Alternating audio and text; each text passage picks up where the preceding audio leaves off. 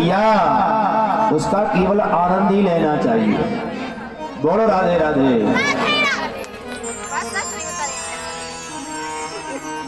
क्योंकि भागवत महापुराण की जो कथा है वो मुक्ति की कथा है। यद्यपि मानस की कथा हमें भक्ति प्रदान करती है, रामायण की कथा भक्ति प्रदान करती है, लेकिन भागवत महापुराण की कथा भैया भक्ति की साथ साथ हमें मुक्ति प्रदान करती है। बोलो भागवत महापुराण की। इसलिए महाराज भगवान करते हैं, और ज्यादा अंतर नहीं है राम जी और कृष्ण में। राम कृष्ण दो एक है, अंतर नहीं निमेष। इनके नयन गंभीर हैं तो इनकी चपल विशेष। राम जी थोड़े गंभीर हैं, कन्हैया हमारे थोड़े तिरछे खड़े हुए। राम जी का स्वरूप देखो आप, राम जी बिल्कुल सीधे खड़े हैं, धनुष सीधा है, मुकुट सीधा है, तिलक सीधा है, तो कन्हैया 7 जगह से टेढ़े हैं। राम जी ने जीवन में किया वो हमें जीवन में उतारना चाहिए। अच्छा, राम जी सुबह से क्या करते हैं? प्रातः काल उठ के रघुनाथा, मातो पिता गुरु ना वही माथा। ये राम जी करते हैं सवेरे से। हमारे नौजवान बैठे यहाँ पर कथा सुन रहे हैं आप लोग, ये कथा सबके लिए है। जो नौजवान सवेरे से अपने माता पिता के चरणों की वंदना करते हैं, गुरु की वंदना करते हैं, उनके जीवन में 4 वस्तुएं बढ़ जाती हैं। भागवत में ऐसा लिखा है। सवेरे से जो अपने माता पिता के गुरु की वंदना करते हैं उनके जीवन में 4 चीजें बढ़ जाती हैं। आयु विद्या यशो बलम। आयु बढ़ जाती है, यश बढ़ जाता है, कीर्ति बढ़ जाती है, आयु विद्या यशो बल बढ़ जाता है। बोलो भैया फिर क्या चाहिए? आयु बढ़ गई, बल बढ़ गया, विद्या बढ़ गई, कीर्ति बढ़ गई, और फिर क्या चाहिए? एक जगह कथा हो रही थी, एक भैया को अच्छी कथा लगी। भैया जी आए गुरु जी के पास, बोले गुरु जी आपने बहुत अच्छी कथा बताई है, हम भी अपने माता पिता के चरणों को सुबह सुबह पढ़ेंगे। अच्छा, बोले आप मुहूर्त बता दीजिए।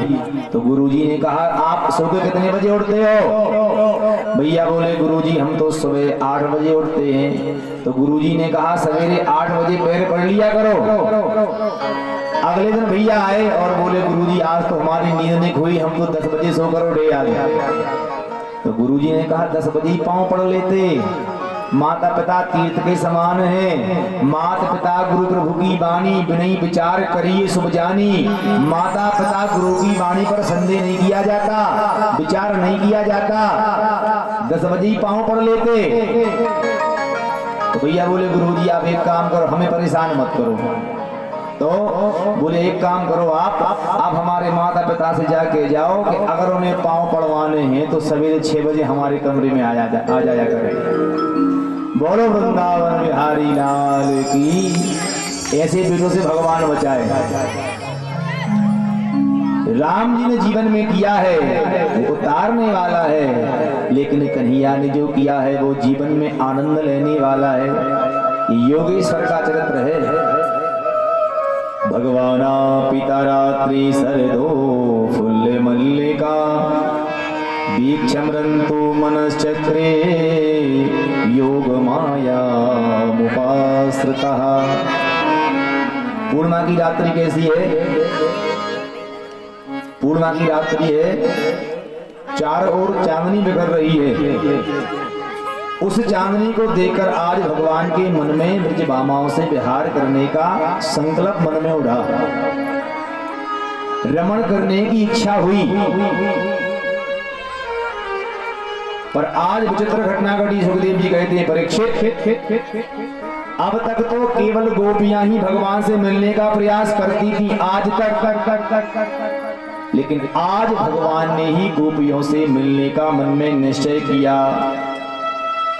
आज भगवान के मन में गोपियों से मिलने की इच्छा प्रकट हो गई और भगवान ने शरद पूर्णिमा की रात्रि में चंद्रमा की चांदनी बिखर रही है और भगवान ने सुंदर मुरली बजाई।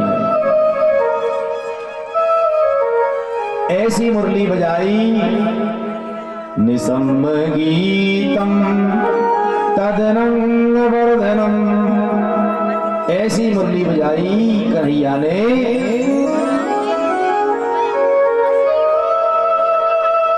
कि जो सुखदेव जी कहते हैं परीक्षित, जो गोपी जिस हाल में थी उसी हाल में भगवान से मिलने चली आई।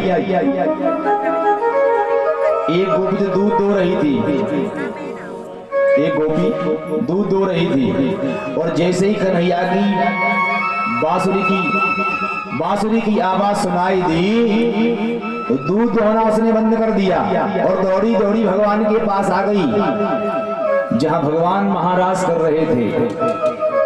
एक गोपी तो श्रृंगार कर रही थी और आंखों में काजल लगा रही थी। एक गोपी आंखों में काजल लगा रही थी, सुरमा लगा रही थी और जैसे ही बांसुरी की आवाज सुनी गोपी ने तो वो काजल का उसने टीका लगा लिया।